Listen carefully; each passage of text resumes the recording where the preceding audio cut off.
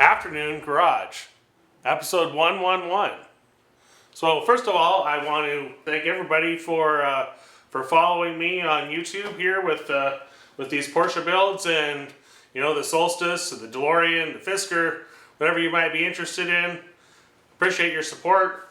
Everything's great in the comments section. I appreciate the dialogue back and forth. There's very little negativity on this channel, and boy, I really enjoy it that way.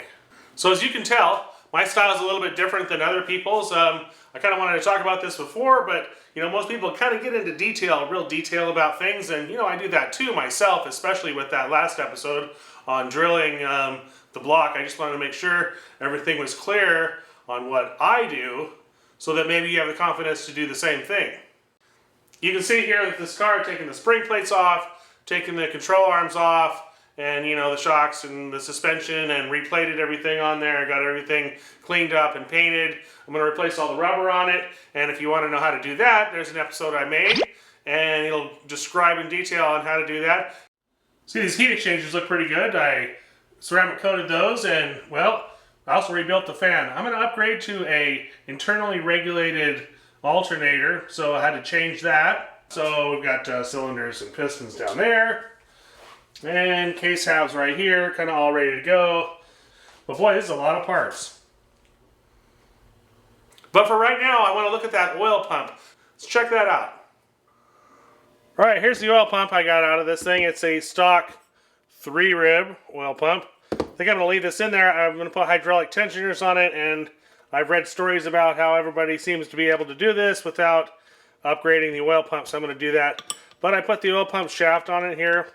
And it's really hard to turn, and I look in there, and well, it looks like there's some crap on the gears in there. Not really quite sure, so I definitely want to pull it apart. We're taking the 2 screws out, so I guess I'll punch the pins out.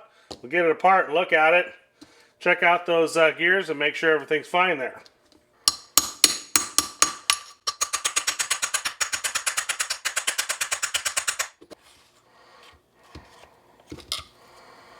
Alright, there we go. So what you do want to do is inspect the teeth on here. Those look pretty good.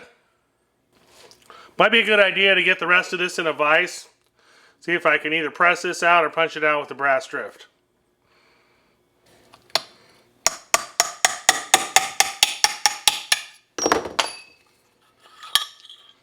Alright, there we go. So,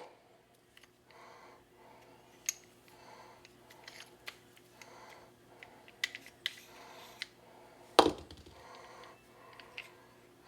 want to take careful note of where these go. Get them right back into where they go. So I think what I'll do is take them apart, carefully number them. Okay, here's this oil pump all tore apart. So one thing I did do is I kind of wanted to feel the bores inside of here, because these gears sit in there and rotate, and wanted to make sure there's no scoring. I didn't see any scoring or pitting inside of here or inside of here. These shafts felt like they were nice and tight. So I think I'm going to go ahead and reuse this. One thing to note, this thing, I was kind of wondering if I get this backwards, because you can see it's kind of, well, see, it doesn't fit that way.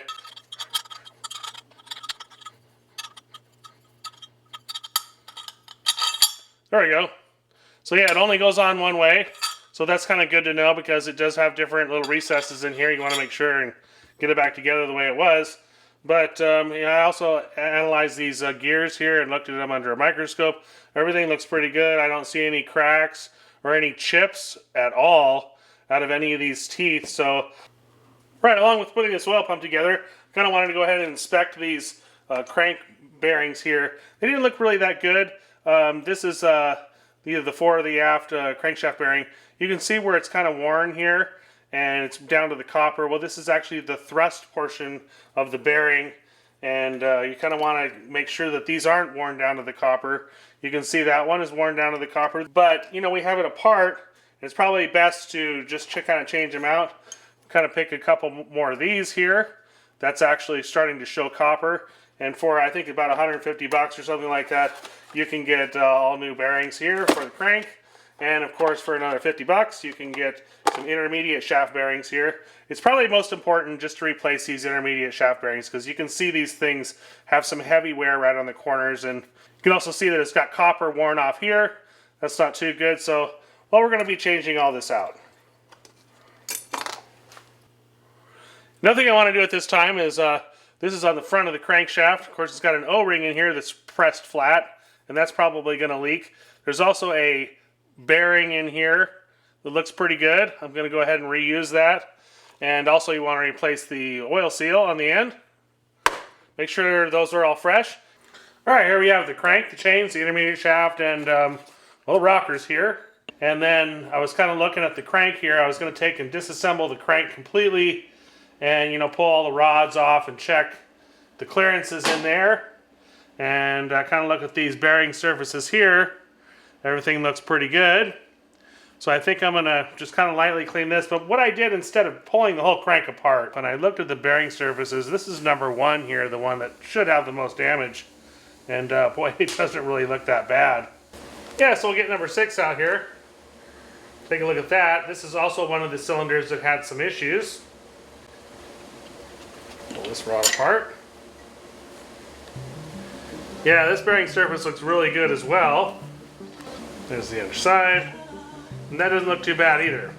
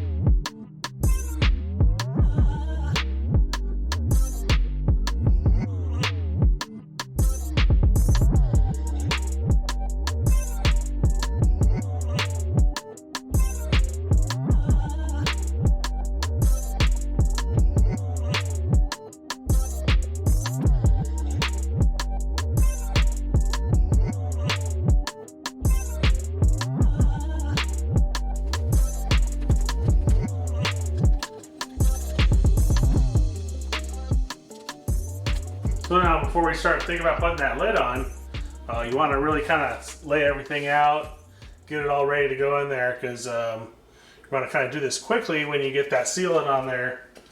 You don't want to really dry it up before you get it squeezed together. So, all right, let's do this.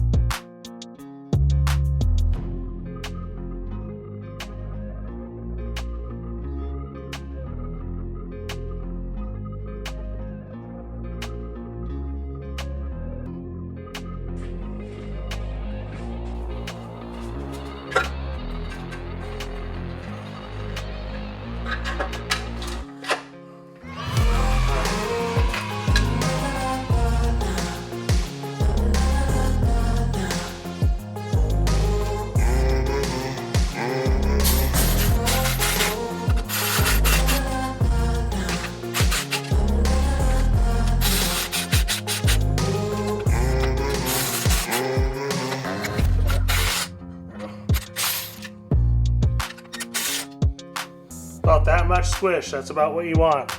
Just a little bit. It's not too bad.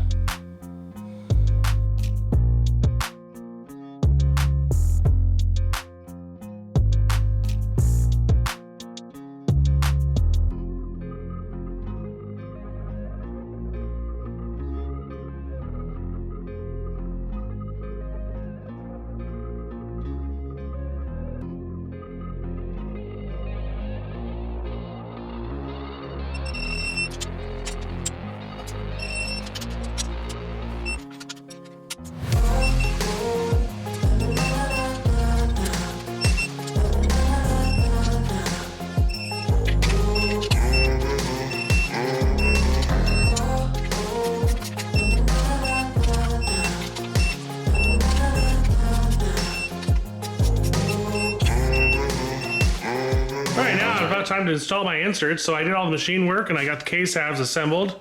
And so now what I'm going to do is just set the depth here. And what I want to do is set the depth from 135 millimeters from either the spigot here or the case. I can't really figure out which one. So I'm really kind of confused as to, you know, where to set the depth on this thing. So what I did was I got a barrel nut. I plan to use my old studs here. And I put the barrel nut on here, and what you don't want to do is have them too high, because, well, if they get too high, then you can see that you won't be able to get the Allen wrench in there. You can see this one's kind of a little rounded off too. Maybe I won't use this one. I got some extra replacements here, but you can see if that's too high, it's not going to work. So what I did was I kind of screwed it out until where I thought it would be good. I put a washer in here, and then I'm going to drop this down in here.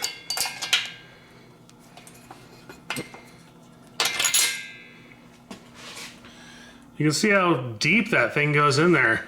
So that's pretty much where you want the threads to be installed, is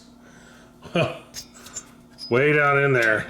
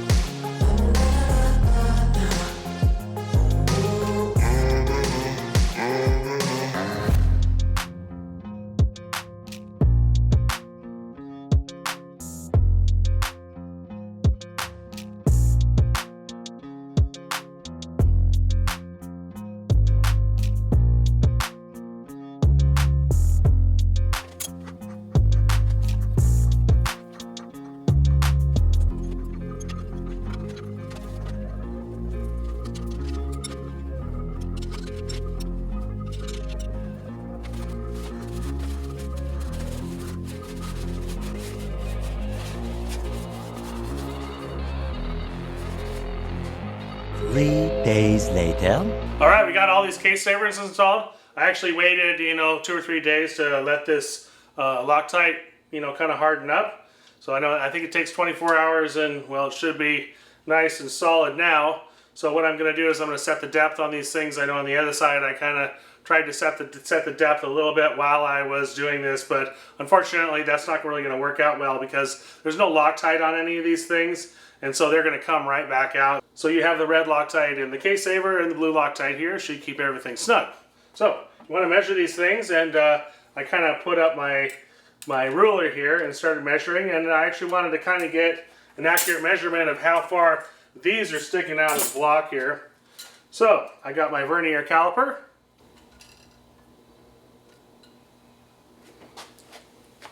And this says 140. So these need to go 5 or 6 millimeters into the block, and and rather than measure this like I was before, I kind of took a ruler and I put a piece of tape on it, and then you just kind of hold it up. It's kind of a go no go type of thing. You know when you're getting close, and you know when you're right on. So I wanted to kind of figure out what's going on here with my rulers, and I discovered that they don't actually start measuring until, I don't know, maybe 1/8 of an inch on this one, and this one probably, I don't know, 1 millimeter or 2 before you actually start seeing the graduations. You can see that there. And this one is even worse. So that's not very good. So in order to set the depth on these things, maybe what I'll do is I'll just take my vernier calipers and I'll use that to locate my tape on my rulers here. I definitely want to have something that's easy to measure and kind of a, like I said, a go no go type of thing. So I'll just have to adjust this tape down to where the vernier calipers read 135 millimeters, and boy, these things are not very good if you're actually measuring to the end of the ruler. I'm not quite sure why they built these things like this. I know I bought this one special. It's supposed to be some kind of a drafting ruler, and man, a drafting ruler has to go all the way to the end, and this just is not that. So let's set these things at 135 millimeters, get some blue Loctite on them, and glue them in there.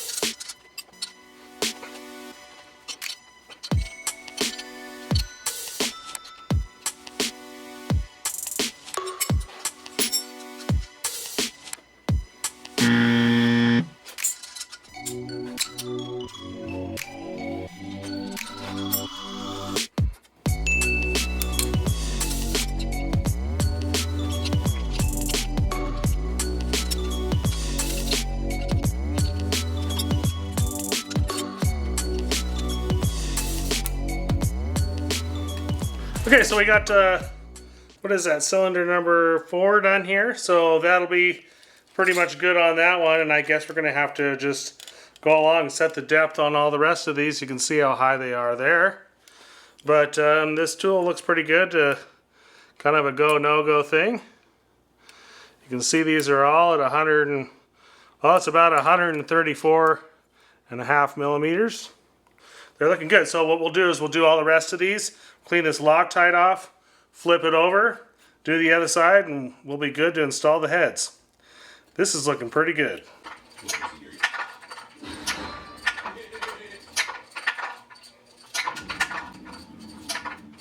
Well, it just about wraps up closing the engine case on this, so it wasn't too bad, you know, putting the case halves together. I think the most important thing is kind of do that quickly, get your through bolts in there, get it torqued down as quick as possible. You know, you were able to see that it did spin freely, so I didn't need that, well, that line bore, so that's good.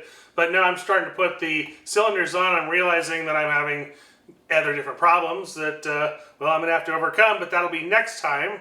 And something else I kind of wanted to mention was, I think maybe next time I'll be doing a video on something else completely different, like the headliner, because it did really get stalled on this engine. I know I haven't made a video in many, many months, and well, it's all because of what was kind of going on here. And in the meantime, I was able to complete a whole lot of other things on the car, and let's put that headliner in next time, and well, we'll see how that goes. But don't worry, I'll be back on this engine in no time. Hey, if you get anything out of this, give me a like, share, and subscribe, and well, till next time, because there's lots more to go here.